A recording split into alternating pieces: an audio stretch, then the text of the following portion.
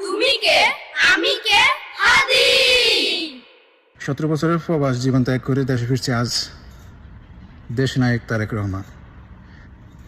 নিজ যোগ্যতা একটা স্লোগান পর্যন্ত বানাতে পারলে না। আমরা সবাই তারেক হব।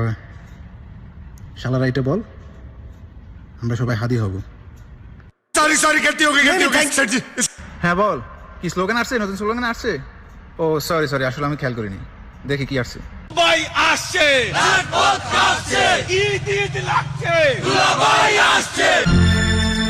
দুলাভাই না, দুলাভাই সত্যই দুলাভাই। মজনু, কাইফা হালুকা?